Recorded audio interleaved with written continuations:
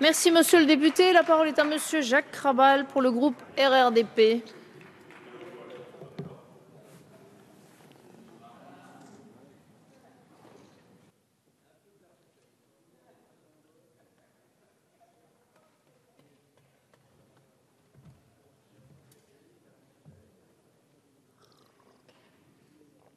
Merci. Madame la Présidente, Monsieur le Ministre, Monsieur le Président de la Commission des lois, Monsieur le rapporteur, mes chers collègues, vous connaissez les propositions que j'ai souhaité défendre dans cet hémicycle. Je les ai déjà fait valoir devant vous en première lecture, en deuxième lecture et au cours de la défense de nombreux amendements. Elles sont celles, certes, pas de la totalité, mais d'une très large majorité d'élus, dont les 3 sénateurs de l'Aisne et d'une grande partie des habitants du département de l'Aisne. Je veux redire encore une fois, et vous n'aurez pas fini de l'entendre, porter leur voix ici, même, est mon engagement. Y défendre leur intérêt est la seule motivation qui m'anime. Aussi, concernant la 3e lecture dont nous débattons cet après-midi, je n'étonnerai personne en ne variant pas de ce que je n'ai cessé de dire à propos de cette réforme. Monsieur le ministre, vous ne pourrez pas me reprocher ma persévérance quand je pointe ces défauts, même si vous vous obstinez, pardonnez-moi de le dire, à les ignorer pour porter cette réforme et cette carte à laquelle, certes, vous allez aboutir. Le droit et la fidélité à nos principes et à nos valeurs fondent ma réflexion et guident mes propos. Député, élu de la nation, et bien évidemment, je n'oublie rien de ce qui m'a porté ici. Mais aussi, je n'oublie pas non plus mon expérience d'élu local de 30 ans, même si je sais, je m'en suis rendu compte que cela pèse peu. Mes engagements, comme des promesses faites aux habitants de ma circonscription, m'obligent à les honorer ici. Les respecter me permet de me respecter moi-même. Et cela suffit à motiver ma démarche et à vous répéter ce que je vous ai déjà dit.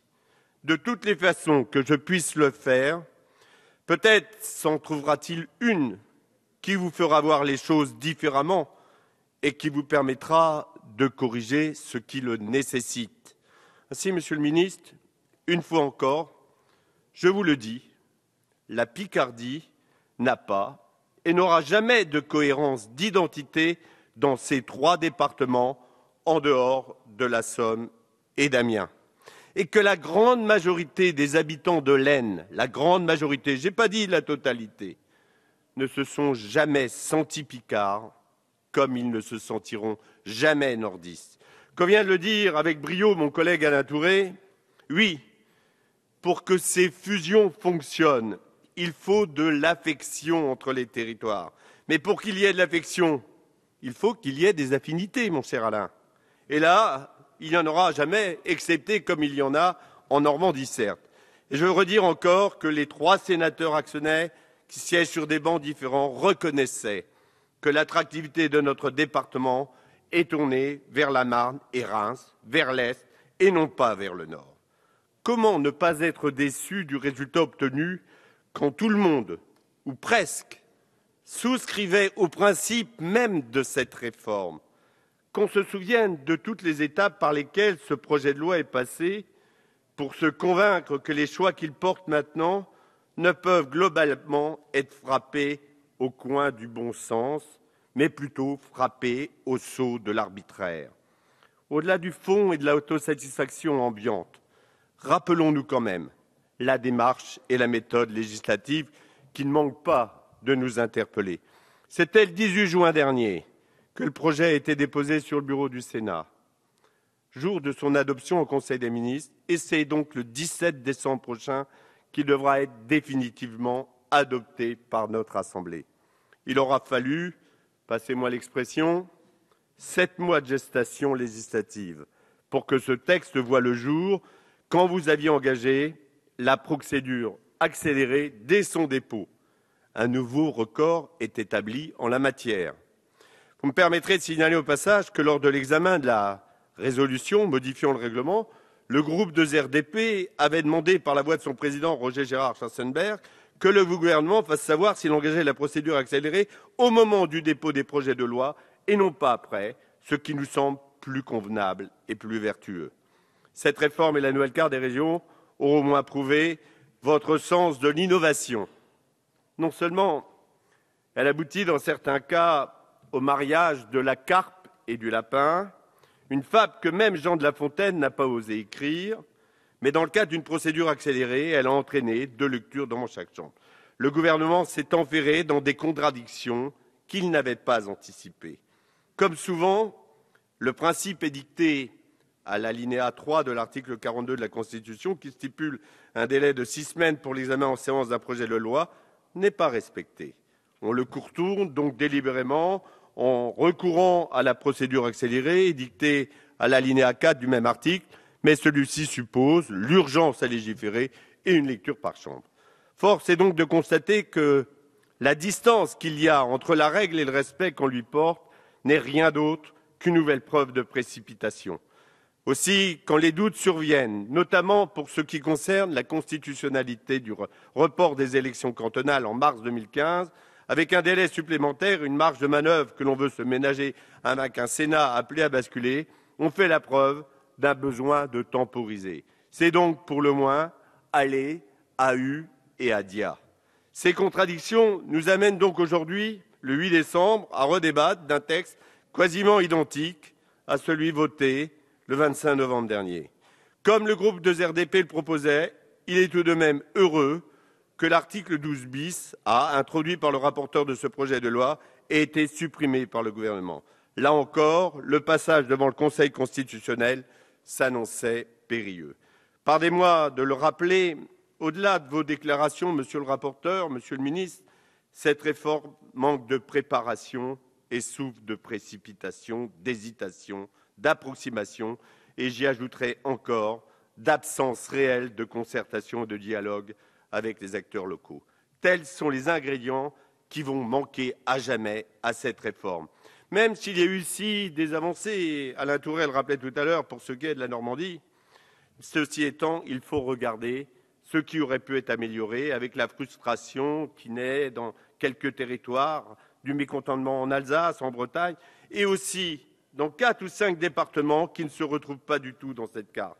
L'absence de perspective avec le non-assouplissement du droit de choisir pour les départements renforce encore davantage les frustrations. Vous comprendrez, monsieur le ministre, que la façon dont le gouvernement a conduit cette réforme a eu raison de l'enthousiasme que j'avais manifesté à son annonce. Pourtant, dans le principe initial qui motivait cette réforme, tout annonçait une grande avancée pour notre pays. Même si cette carte est partie d'un coin de table, elle aurait dû faire l'objet d'une analyse, d'une concertation territoriale. Pourquoi être passé à côté de ce rendez-vous démocratique? Comme ce fut le cas pour la transition écologique, cette réforme méritait un débat démocratique de fond, ne serait-ce que parce qu'il était indispensable qu'elle nous rassemble tous et qu'elle fasse le plus large consensus. C'est tout le contraire qui s'est passé. On s'est prévalu des principes les plus nobles dans les discours et l'on a agi à l'aune des principes les plus interpellants dans les décisions. En lieu et place de cela, comme d'habitude, quand les grandes idées sont passées par le tamis des arrangements entre amis, des petits intérêts de partis, il ne reste rien d'autre que ce qui apporte la preuve d'une stagnation ou d'une régression.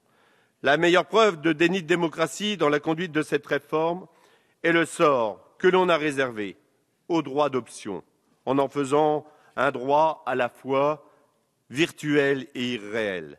Comme je l'ai déjà dit, le droit d'option, c'est non pas ouvrir la boîte de Pandore, monsieur le ministre, mais c'était réellement vouloir ouvrir le débat. C'est donner la parole aux élus de proximité, aux élus de terrain. Vous prenez la confiance, et vous avez raison, mais vous la refusez aux élus. Oui, il faut un droit d'option qui donne la liberté de choix aux élus départementaux et qui soit applicable rapidement. Tel est le sens des amendements que nous avons encore déposés. Inscrire dans la loi une disposition inapplicable n'aurait aucun sens. Le droit d'option doit nécessairement être mis en œuvre dans des conditions différentes de celles présentées, comme l'a dit mon collègue Molac. Il est anormal que la région d'origine ait un droit de veto sur ce que la population d'un département déciderait pour elle-même. Je reste un partisan. Je vous écoute. Je suis un partisan de la réforme territoriale pour plus de clarté, pour plus d'efficacité, mais à condition que l'on se base sur la réalité de terrain, que l'on respecte la volonté des populations de nos territoires et la parole de leurs élus, à condition également que cette réforme ouvre des perspectives de progrès et de développement. La carte que vous proposez pour le département de l'Aisne, avec le droit d'option tel qu'il est engagé, ne nous offre malheureusement aucune de ces perspectives. Vous dites que cette carte est consensuelle, Monsieur le ministre, qu'elle est la plus efficace, mais vous reconnaissez tout de suite ailleurs qu'elle est imparfaite. Alors, ce sont vos propos de tout à l'heure. Alors, si près du but, laissez-nous encore l'améliorer. Si vous voulez donner du sens politique à cette troisième lecture cet après-midi et lui redonner une chance, il n'est pas trop tard. Mais cela ne dépend que de vous. Au-delà des mots, n'oublions jamais, comme l'écrivait Kipling, même dans la parole de celui qui ne pense pas comme moi, il y a une part de vérité. Ne vous contentez pas d'écouter, Monsieur le ministre, entendez. Merci.